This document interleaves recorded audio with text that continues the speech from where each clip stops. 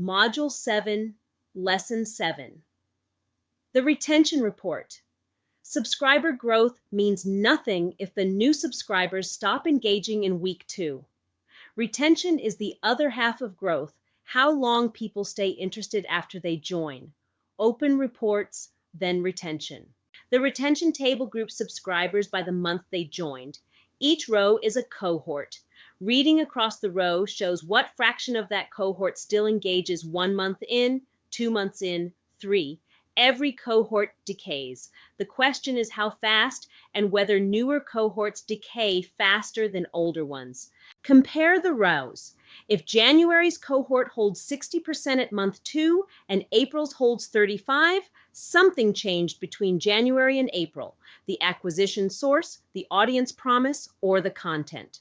Cohorts make change visible. A single average retention number would hide exactly this story. Now split cohorts by acquisition source, and the usual culprit appears. One channel sends subscribers who churn fast. A giveaway form fills your list with people who wanted the prize, not the newsletter. A purchased feeling list decays instantly.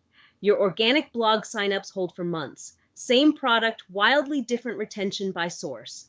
2 moves: either fix the promise at the leaky source. What people expect at sign-up should match what you send, or stop investing in that source and shift to the channels whose subscribers stay.